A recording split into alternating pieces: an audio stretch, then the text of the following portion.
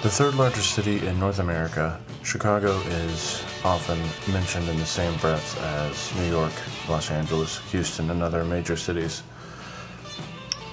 But Chicago still has ethnic neighborhoods, which is something that is not as apparent in major cities anymore. Most people think of Chicago as tall buildings, bustling streets. And of course, Chicago does have this. But it also has neighborhoods, and it predominantly is just that, neighborhoods. Chicago's neighborhoods have always been deeply divided by race. These have been marked by several famous riots, starting in 1919, and continuing various times through with a spike in the 1960s.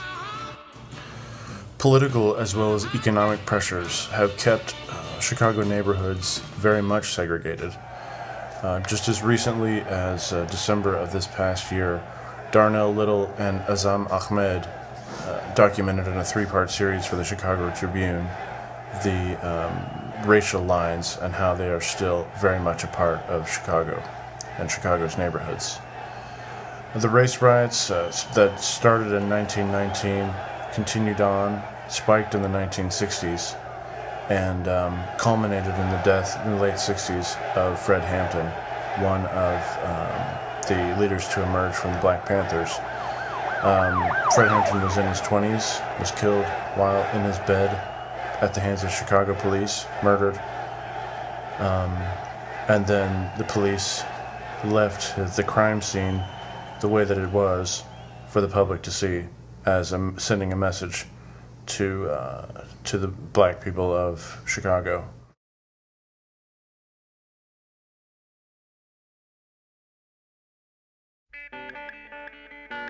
The community of Edgewater is one neighborhood where these problems are not as persistent and terrible. In fact, Edgewater stands out as a place where Chicagoans see hope in diversity. Situated on the shores of Lake Michigan, at its eastern edge, Edgewater continues to Western Avenue to the west, Foster Avenue to the south, and Devon Avenue to the north. Buffeted by a park that stretches the length of the city, the community of Edgewater takes great pride and is very civic-minded in keeping up its parks, recreation areas, and being generally welcoming to all people from all different walks of life. The median income for this neighborhood is $35,000 per household. It's a very working class neighborhood. One also finds going up Broadways from Foster up towards Devon, towards the north end, different kinds of shopping and featuring different kinds of ethnic foods and focus on history. There are also several mosques, quite a few churches in the neighborhood. People are generally very welcoming to everyone. Devon Avenue is the northern border of Edgewater, and Devon Avenue is known throughout the Midwest for its international flavor. There are different immigrant communities and international communities that stretch across Devon, and many different types of businesses reflect this very diverse area. In fact, throughout the Midwest, if you go to small towns and find people from different countries, most of them will have heard of Devon Avenue because it's a place that you can go and find things from home. So Devon Avenue is a unique and amazing place to live close to. My family lives one block south of Devon, and we spend a lot of time exploring new and different places. There are Jewish neighborhoods, Russian neighborhoods, Indian, Pakistani neighborhoods, all spread out through across Devon, and it's an amazing place to visit, an amazing place to be a part of. Broadway and Sheridan also reflect a lot of diversity as well. So if we come off Devon and we turn south, you find a lot of neighborhood restaurants and bars. You also find a lot of evidence of the economic downturn.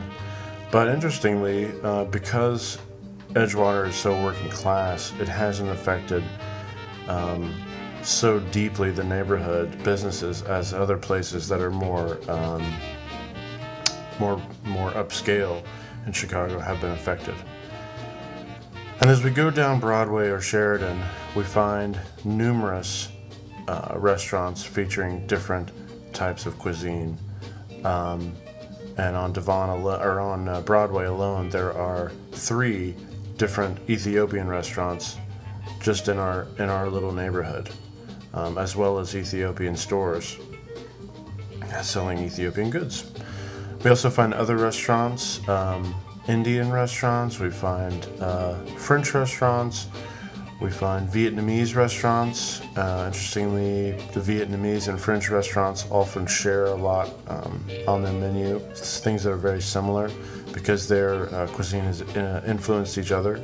Unlike some other places, these businesses reflect people who actually live in the community, as opposed to people going out into places where these populations of people didn't exist.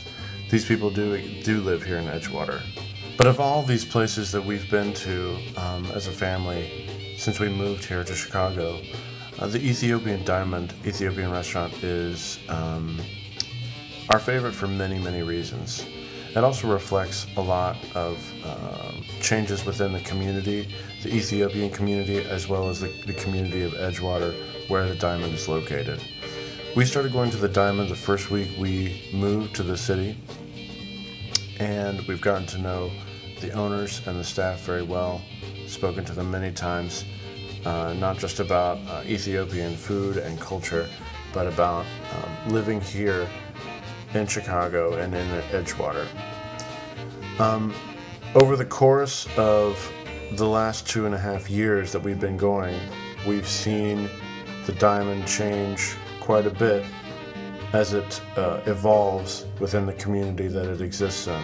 For instance, if you look at the color palette of the first pictures and then look at the pictures that follow, you see that at the beginning of our 2-year stay, the Diamond's been here for a long time, but when we first got here, the Diamond was very brightly colored. It had a lot of colors that we might consider clashing, but in Ethiopian culture is considered the norm. But over the last couple of years, as the Diamond has grown in popularity and its clientele has become more and more diverse, the Diamond has also changed not just its color schemes, but also the use of some American food products within their traditional dishes. The most apparent example of that is that they actually use a combination of teff flour, which is the traditional way of making injera, the bread that is used when you're eating Ethiopian food. They actually use a blend of that and Bisquick to make their injera, and you have to actually ask for traditional injera if you don't want your injera to be made with Bisquick. Traditions within Ethiopian food are very rich, and they're the most shining example of the Edgewater community and Ethiopian tradition. Traditionally, as a way of showing solidarity and brotherhood with the people that you are dining with, it's often custom to feed each other food as a way of showing friendship and caring. Specifically, the Ethiopian Diamond, with its evolution over these years, with its welcoming of all different kinds of people, and with its celebrating of not just Ethiopian culture, but also the neighborhood which it exists in, is a shining example of not just the diversity and dynamic of Edgewater, but of what hopefully will be a better and more diverse Chicago in the years to come.